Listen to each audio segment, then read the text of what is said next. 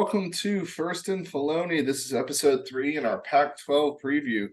I'm your host, Donovan Filoni, as always, and then the right-hand man himself, Mr. Andrew Cooper, wearing the NC State hat, ready to go for the season. We are about 23 days away from week 0. I think 22 by the time this comes out. Pretty excited for everything, even though it is week 0, only one good game on. But let's go ahead and get talking about the Pac-12. Before we get started, some big news dropped earlier this week. It looks like Deon Sanders has already made an impact, and Colorado is going to be moving to the Big 12 at the end of the season. Let's go ahead and get initial reactions and thoughts from that. What you got for me? Is it a good move, bad move? What you got? I think it's gonna be a good move as far as the recruiting trail goes. I think you're going to see a lot of people, start to venturing to Colorado just like they did when Deon first took the job. I think this will take him a few years to get established, unfortunately. So hopefully Colorado will stay patient with him so he's not on the hot seat. Well, they're going to. I mean, Colorado hasn't had a good – I think they've won 3 games in the last 5 years or something like that. So I don't think they're going to get rid of him anytime soon. Anything is kind of a success this year. But I think it's good for the Big 12. I think with losing Texas and Oklahoma, you'll get – maybe Colorado isn't a big program now, but they're a big name with Deon, and that's a brand for sure. Other thing that's happening, Big 12, it's the last year for UCLA and USC. They'll be going to the Big 10, which I think is weird as hell, but they'll be going to the Big 10 at the end of the season. What are your expectations for both those teams? Pretty high, same as always, or 2 different ones? Who was that? UCLA and who? USC. USC probably will still be the same as the Pac-12. I think they'll be all right. UCLA is probably going to take a hit, though. I mean, that's smash mouth football, I think, to me in the Big 10. I think they'll both take a big hit because, I mean, the Big 10, you have your Illinois and Iowas that'll run it down your throat, and USC doesn't have a defense. So I think it'll be interesting. I think it's like you just said for Colorado going into Big 12. I think it's going to be good for recruiting because what it seems is the Pac-12 is disappearing. So some other rumors that are kind of happening and going on here is Arizona, Arizona State, and Utah are all going to be a jumbo deal and are going to be looking to go to the Big 12 next year or the year after. Excuse me. So I think that's going to be huge. One, Big 12 will be the best basketball conference then in the country because they'll be getting UConn as well, I believe. But Arizona State are on the rise, and Utah is always solid as well. They'll have that BYU rival. Is Big 12 going to be secretly sneaking up on the Big 10 in terms of prestige here? Because now they got some pretty big names all across the board, where the Big 10 has some crappy ones with Rutgers still in the Big 10. So I think what's going to happen is that's going to end up being the sleeper conference once it finally gets established. I think you're going to see a lot more coming from that conference making a push for playoff run. Well, as of right now, next year the Pac-12 will only have 9 teams. I think I'll be very surprised if unless they decide to pick up a San Diego State or something like that and put them into the Pac-12. I think the Pac-12 will be no more after next year. I think, and this is a theory that I've had as well, and kind of looking at it, I think it's coming to fruition. I think in 5 years, it's gonna be 3-conference league. I think the ACC, with rumors of Clemson and FSU, want to go to the Big 10, even though I think they'll be better suited with rivalries in the SEC. Potentially UNC going along with them to the Big 10. The dissolving of the Pac-12, I think what we'll have is 3 conferences and no more regionality, it seems. But if there was a regionality, here's how I would do the 3 conferences, and I'd like to get kind of just before we get into the Pac-12 here, because we're always talking about conference realignment here seems to be the hot topic over the last offseason. But What if we had a conference where it was the West, so like Arizona, Colorado, Utah, and west of that. Then we have a Northern Conference, which will be the from Kentucky North, Kentucky, Virginia North, and then a Southern Conference, which would be basically the SEC now. If we have those three power conferences, would you feel more? Would you feel better about the 12-team playoff, or are you going to miss how we had five Power Five conferences with G5 potential? I don't know, man. I'm still stuck on like that old school train to me. You know what I mean? That's what we grew up watching. But eventually, Yeah. we all know that that is going to happen. Uh, I would think they would probably split it up to a west, a Midwest, then a North, and then like a South. Yeah, I can see that. If they want to do four, I can see that. I just think it's tough because we're all going to be East Coast heavy, east of them or east of Texas, Texas and East, I think is East Coast heavy here. And it's just kind of college football's in flux. Don't know if it's good or bad. We are going to miss some good rivalries because I think NC State and UNC probably will be in different conferences. But we can see what will happen. I hope it doesn't happen too much, and maybe it'll just be like one giant conference and with just divisions, kind of like the NFL. So maybe that's where it's going to. But let's go ahead and talk some more about Pac-12 since that is what our show is going to be about instead of the first 6 minutes of us talking about conference realignment. Let's go ahead and get into some transfer talk. So transfer talks, there's a lot, and you'll see that with our top transfer teams. But let's go ahead and get it started. Like I said before, guys, we're going to be offense heavy. We do have some defensive talk.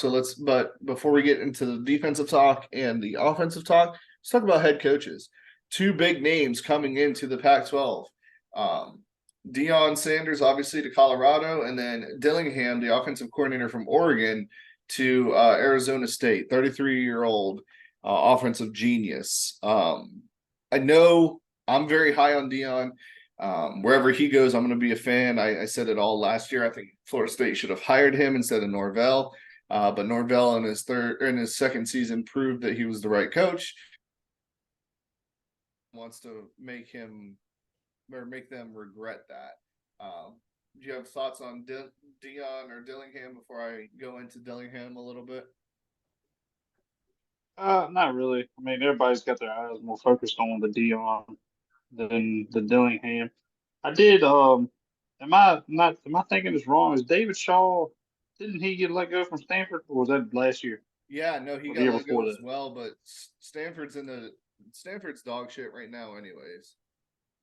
Yeah, They're not the Andrew Luck, Christian McCaffrey teams that we're used to. yeah.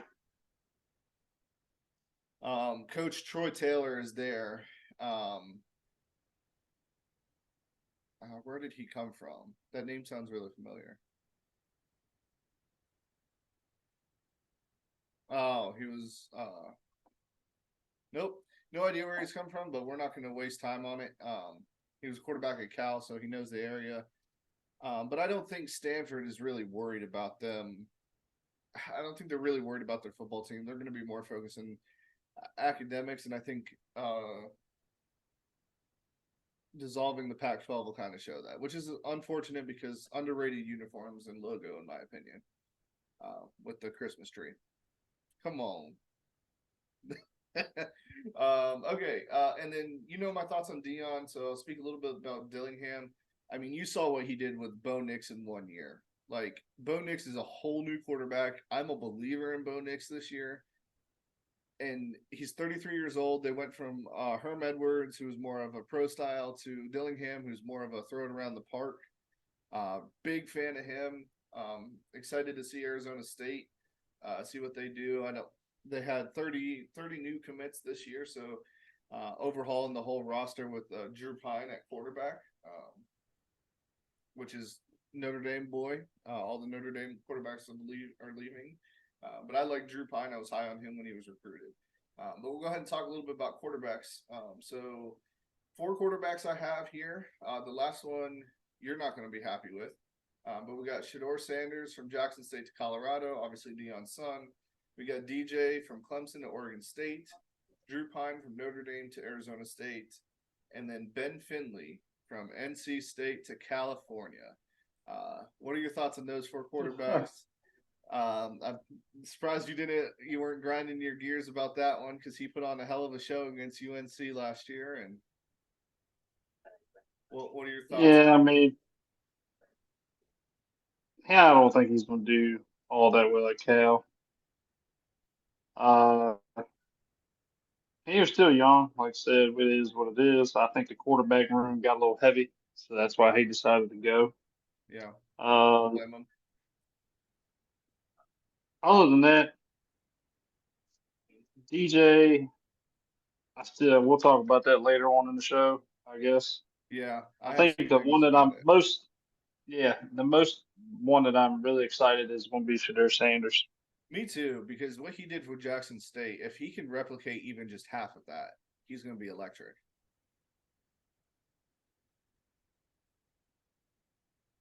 So, okay, yeah, I mean, we'll talk a little bit about DJ a little bit more.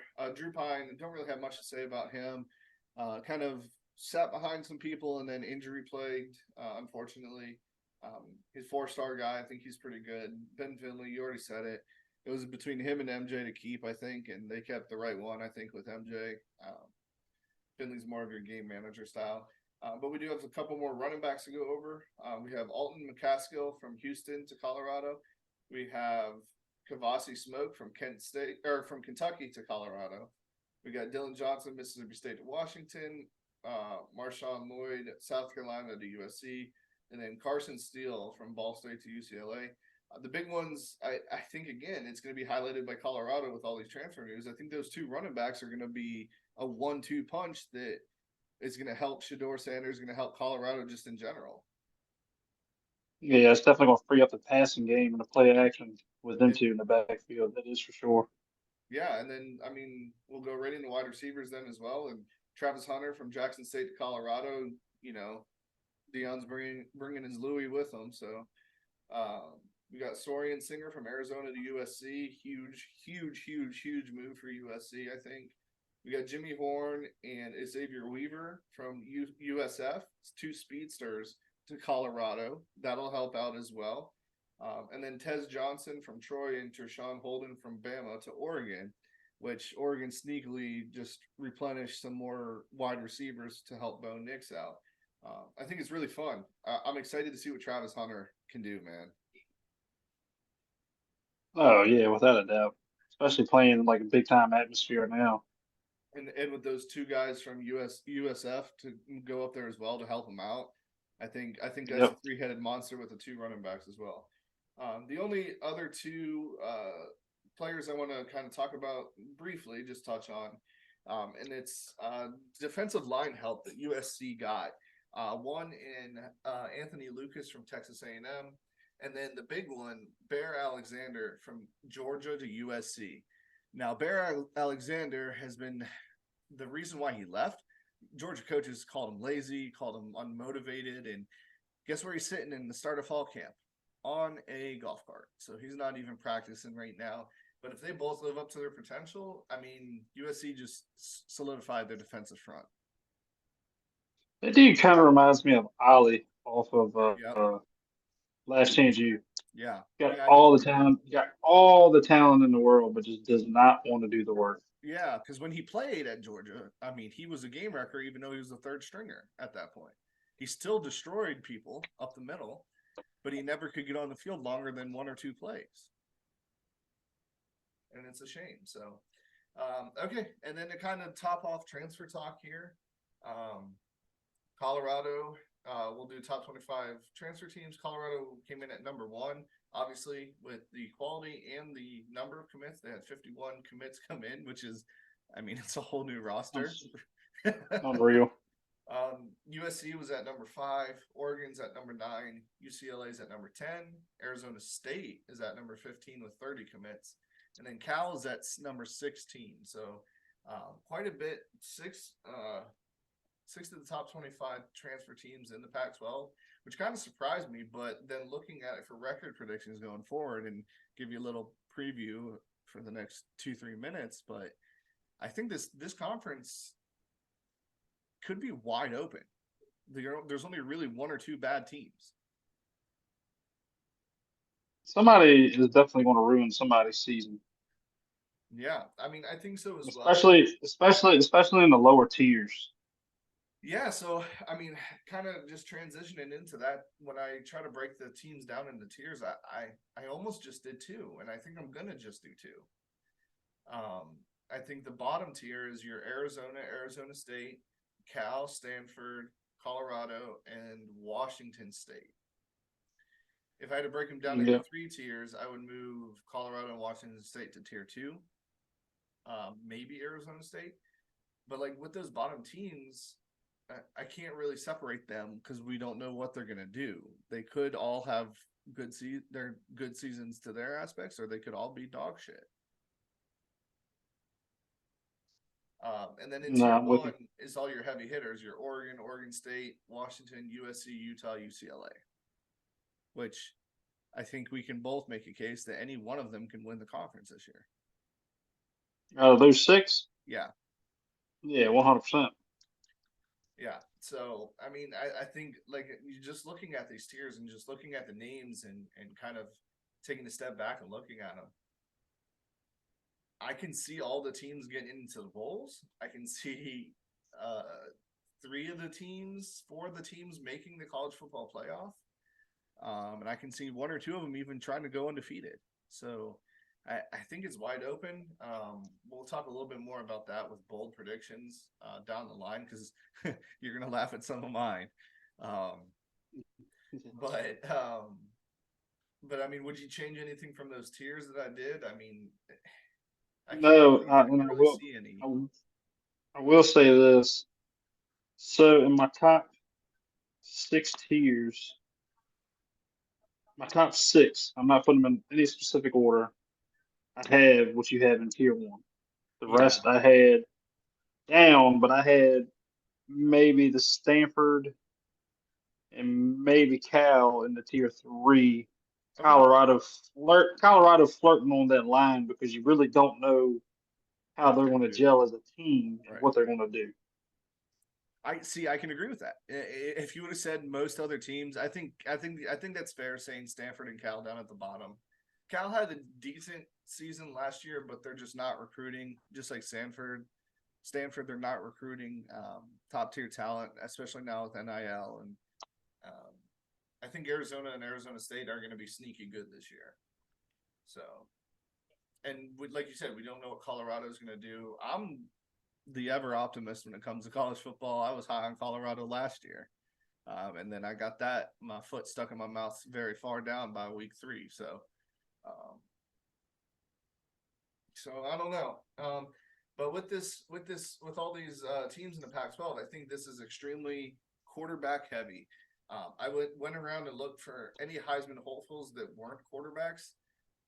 And the only one I could really potentially come up with is Travis Hunter, and I don't think he's even going to be close. So my Heisman hopefuls or let's go ahead with your Heisman hopefuls. Who do you have on there? And because I'm sure you have the 4 that I have. So All right. Heisman hopefuls, I had Cam Rising. he's hurt. They don't know if he's going to start the season, so I didn't put him on my All list. right. Well, say he is. You got Bo Nix, Yep. Michael Penix Jr., Yep. Caleb Williams. Yep. I have one more. You probably have Shadir Sanders. Yep. Just because I want it to happen. It's not going to. But what if, I mean, let's just play the what if game. What if Colorado stuns the world and wins and only loses 2 games? Is Shador Sanders in the conversation? I mean, if he has a hell of a year, but I mean, he can't have 12 damn interceptions. I think if they only lose 2 games, man, he's going to have a hell of a year. That's the only way they're going to have it. They very well could. Like, so you don't know what you're I going to don't get. think So, so, but it's fun to play what if, you know? But I think you're right, and I think the winner of this really is going to be it's going to be a 2 or 3 person race with Caleb Williams, Michael Penix Jr. and Bo Nix. If he plays like he did outside of the Georgia game last year, I'd throw him in there too because he played lights out. Yeah. But I couldn't, like I said, I couldn't find anybody else. Another one that would be a dark horse, but he's not even the starter necessarily yet, is the freshman from UCLA. Was it Moore? What's his first name? Starts with a D. That's gonna bother me. But Moore, he's UCLA schedule fairly easy opening up. And if Moore can start, I've listened to some shows, some analysts. They're saying that he might be Dante Moore. They're saying that he might be the next big quarterback, 6'3", 210 quarterback from Michigan, who's a freshman. I mean, the dude's amazing to watch. I saw some of his highlight tapes on YouTube. For the listeners out there, if you haven't seen him, go look back on some of his highlights. Dude's amazing, and he'll fit right into Chip Kelly's offense. I don't think they'll miss DTR too much. Okay, and we're rolling through the Pac-12. Pac-12 is very difficult because their games don't start until 9 o'clock at night, and by then I'm exhausted from the day from getting up watching College Game Day at 9 a.m. Eastern. So I don't really have much to say about them, and I don't think you do either. But we have a couple more segments here going forward. Conference champs is the next thing that we want to talk about. Now we kind of alluded to it up front, and I'm gonna let you have the stage here to start us off. But I think this conversation can kind of go on for a little bit because it's wide open. Top 6 teams, you can make an argument for it. So let's go ahead. Let's get you started. Where do you want to start with these conference champs or potential conference champs? Or I'm going to start from 6 and work my way to 1. Okay. So 6, I got Oregon State. Ooh.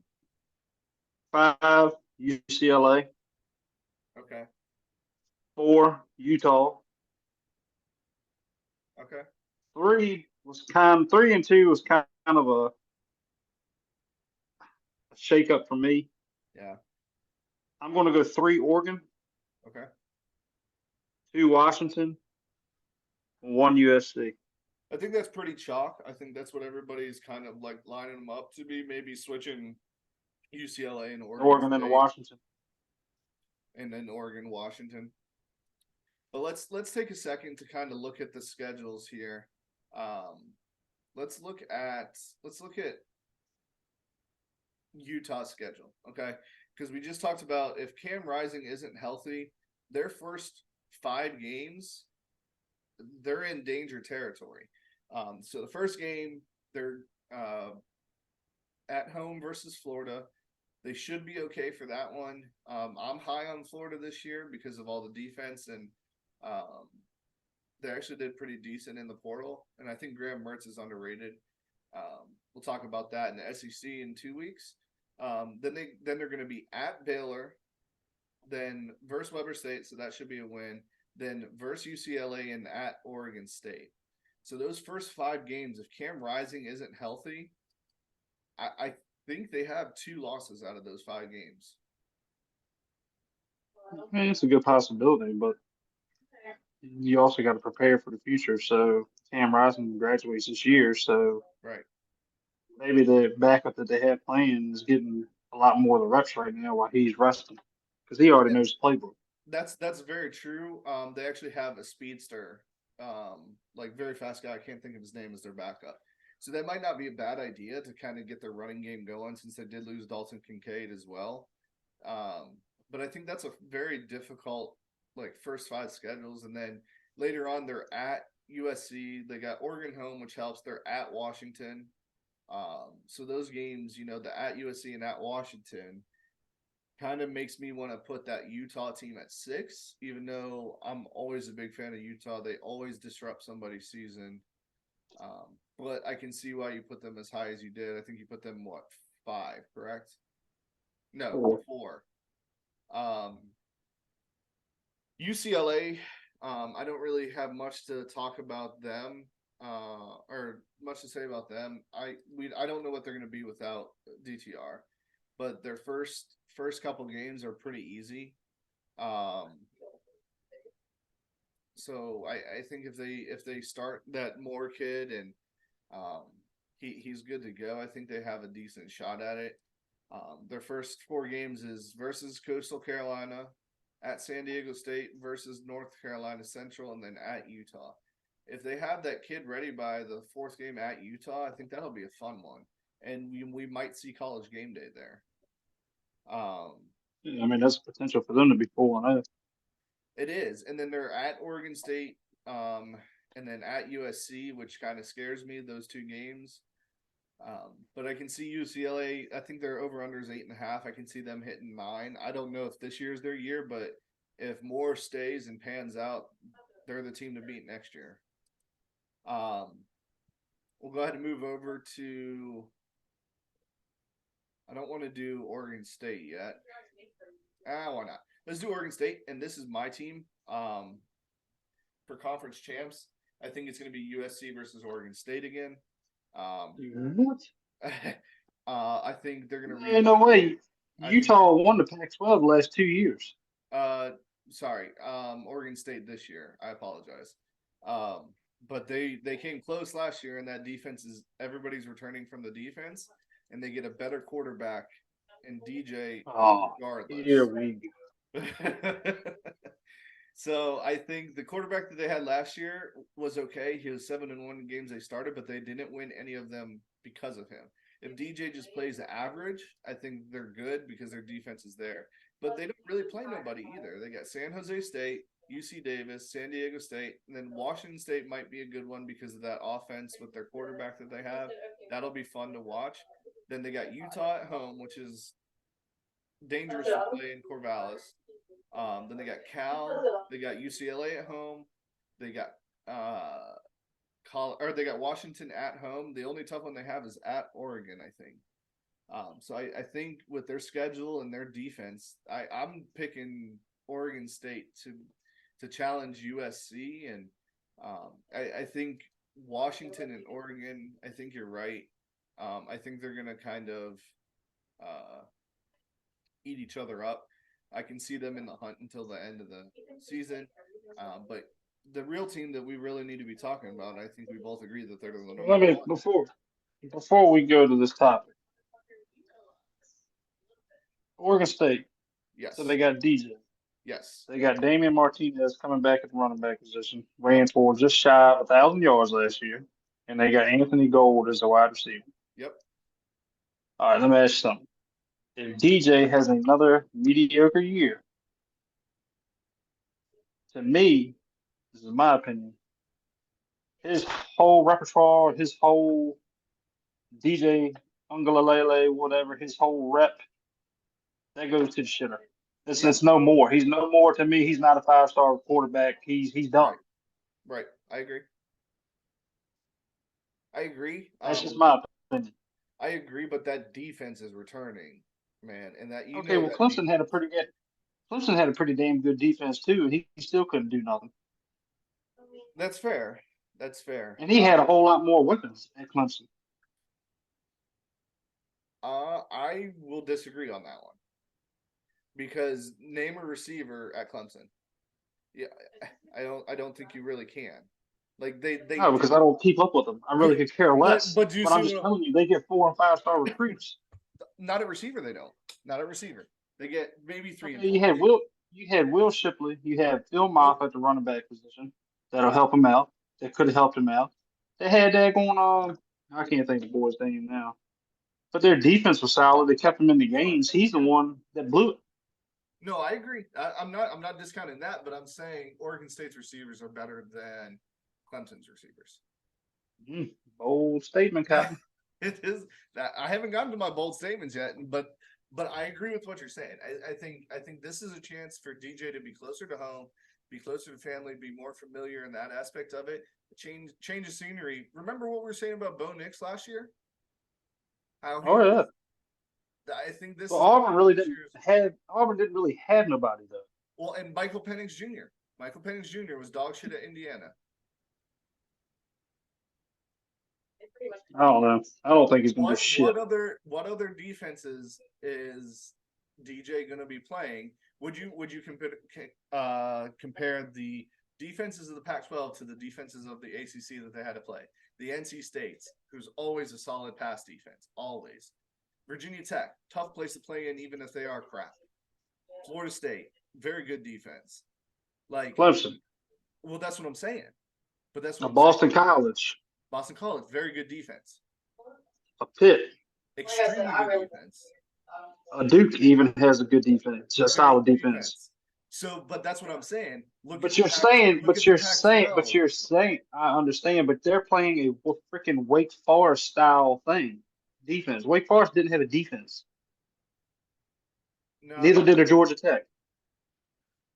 That's true. But I'm just saying, I think the ACC's defenses overall, pass defenses, are a hell of a lot better than the Pac-12's.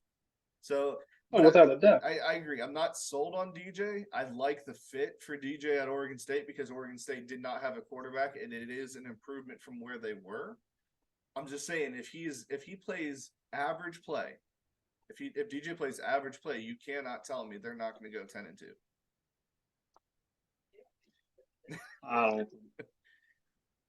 Whatever. I could be drinking the Kool-Aid, man. I could be, and I very well could be. But you know how I was. I just don't see it, man. He always. I pick one team that I'm high on all year from the beginning. I was high on Tennessee from the beginning last year, and I'm high on Oregon State this year. I was also good high for you. on I'm not. I was also high on Colorado last year. And we know. Yeah, we both were high on Nebraska, and look what happened. Yeah, we both were high on Nebraska. So it's not saying much, but I'm just saying I think he has a better shot at Oregon State to get back to his rating. I don't think he's a 5-star. I think. Okay. Well, look at their schedule. They don't play nobody. I would hope so. Yeah, that's true. Come on now. That's true. He's going back to his Bishop Gorman days in high school. So you don't need to worry about what he says. He had Tate Martell in front of him, so you know. Well, yeah, and where's Tate Martell now, right? It don't matter. He was a badass in high school. Okay, so I think, and it all comes down to this for the conference champs, and we kind of got off a tangent there, but USC, they're bringing back bringing back a lot of people. They're losing Jordan Addison, but they're gaining a couple of great receivers. Their defense was a JV high school defense last year. I think they've got promoted to varsity high school defense. If they can even play, Division III defense for college, I think USC, nobody's stopping them. Second season with Lincoln Riley out there. Caleb Williams could be the first back-to-back Heisman quarterback winner because the only one was Archie Griffin in the 70s, who's a running back from Ohio State. So my thing is for conference champs and who I think is going to play, I think it's going to be USC versus Oregon State. I think USC wins it. I think USC drops. If USC gets average defensive play, they don't drop a game. I don't think they're going to get average defensive play. I think they're going to lose 1 to 2 games. So I got USC losing to Oregon. I do too, and I think I have. Let's take a look at USC's schedule because I don't think it's necessarily the easiest. We'll know who they are by the Colorado game in Week 5, right? So they got San Jose State, Nevada, Stanford, Arizona State to start the season. That should be 4-0. Then they go to Colorado. Colorado is probably not going to be good this year, so that should be a win. 5-0 at Colorado. 6-0 versus Arizona, and then the game that will decide their season at Notre Dame on October 14th. At Notre Dame's wearing all greens on that one. Watch what I tell you. No, they did. They announced it, I think, this week. They did? Yeah. They actually look pretty sweet. I miss the old green and gold where they used to wear just the green jerseys with the gold pants. about that on week 0 because I have a couple things lined up to talk about for that. But they're at Notre Dame and then they're versing Utah back to back. So that's a tough 2 games there. I think they lose one of those 2 games. Then they're at Cal, which is a win. Then they're back to back where versus Washington, then at Oregon, then versus UCLA. So they have 2 stretches where 2 games back to back that are good, 3 games back to back that are tough. I don't see them unless they get average defensive play. They're not winning all of those games. They're going to drop 1 to 2 games. They're not going to contribute to that. Like, I could possibly see them dropping 3. Once they get 1 or 2 losses, I think in Williams their will be checked heads, yeah, he's going to start focusing on the draft. Yep, and I don't blame him. At this point because we're not in the playoff era. We're a 12-team playoff era. That I don't blame him. Get your money. Now with NIL, I'm going to be a little bit less lenient on players like that, but he's going to be a number 1 or number 2 overall pick, him or Drake May. So, if you're 1 or 2, sit out, take your money, in my opinion. But like whatever. Okay, cool. So we're kind of in alignment there. Besides my Oregon State take, what you think is bold prediction time, brother? Bold prediction time. We had some fun with it last week. We had fun with it the week before. Do you want to go first, or you want me to? I got 3. No, I went first last week. Okay, but can I say my third one last? Because I want to get you. Yeah, that's why it's number 3. Okay, so my first one, I have USC loses 2 games this season, and the games I pointed out was at Notre Dame, at Oregon, versus Washington, versus Utah. We kind of just talked about that, so I won't stay on it long. Like I said, I can see them losing 2 out of those 5 games.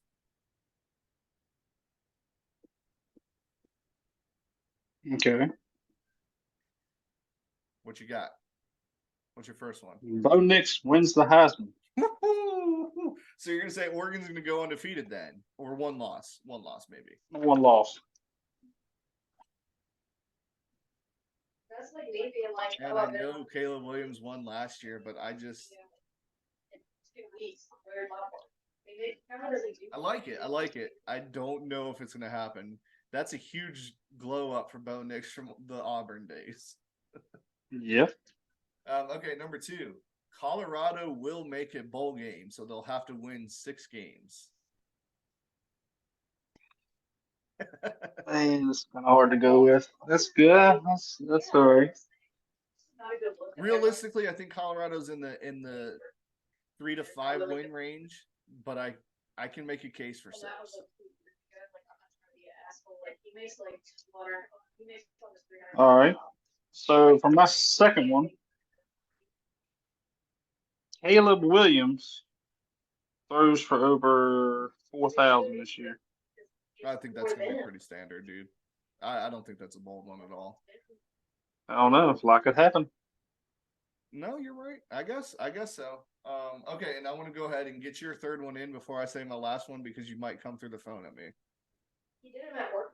Like, whether he Boy. did or not, it Go ahead, doesn't say matter. your third bold prediction. Or is this your last one, or how many do you have? This is my last. Yeah, This I is got my only last one. 2, so go ahead and say it. As a bold statement, Washington wins the Pac-12.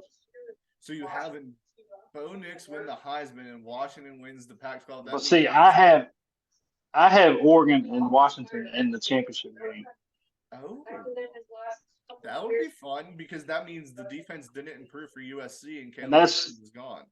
That's going to be Bo Nix's Heisman game right there. Ooh, that'd be a fun game to watch. Penix versus Nix. Yeah. Okay, I like that, and I don't. People are gonna think that because what hype USC is getting. I think that's an actual real possibility because Oregon and Washington both have better defenses, and they have good quarterbacks. So Yeah, and Oregon's got the duck. I like that. Okay, and then my final bold prediction, and probably my boldest one of all, Oregon State will win the Pac-12 with DJ being considered for the Heisman, a top 5 contender. You got a lot of aspirations, my friend. I do. I told you it was a pretty big one there. Hey, I don't really care because NC State's 1-0 against that dude. Yeah, well, so is Notre Dame, so Yeah, suck that. How about that, DJ? Okay, cool. I think we're getting bolder on our bold predictions. I think that's good. One last thing here, and what we closed out last week's with as well. Best uniforms in the Pac-12. This one was kind of hard for me because I think I want to put the caveat that you cannot pick Oregon because they come out with a You son different of a jersey bitch. every single week, and some of their jerseys are dog shit. I don't like All right, those well, big ass letters that they do. I don't like those big ass letters and numbers that they do. I really got to do some thinking now. I do have two, not including Oregon since that's not allowed. Well, go ahead. You can say Oregon. That's fine. That's fair.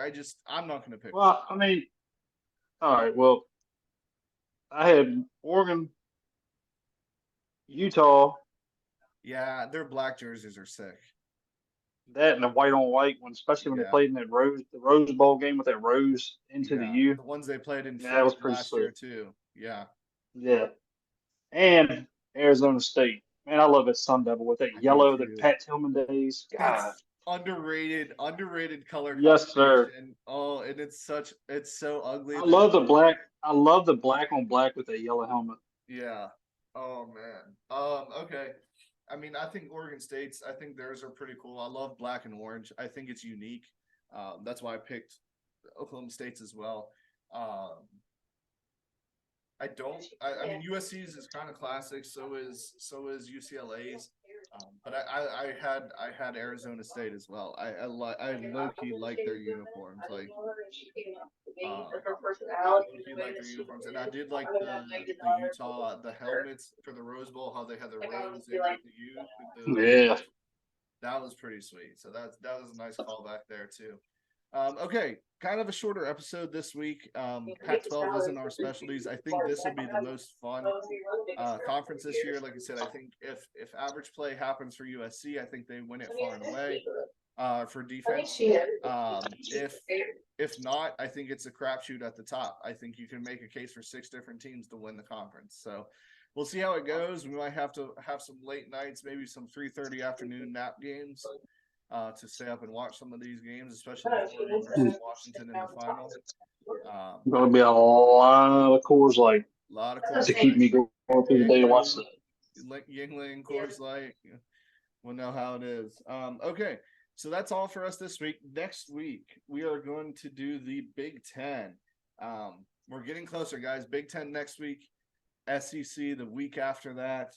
And then we're going to go into week 0 where I will drop my top 25 for you guys to react to. And we'll see what it goes to there. Not a ranking expert, but hey, why not, right? When you have a show, you need to do it.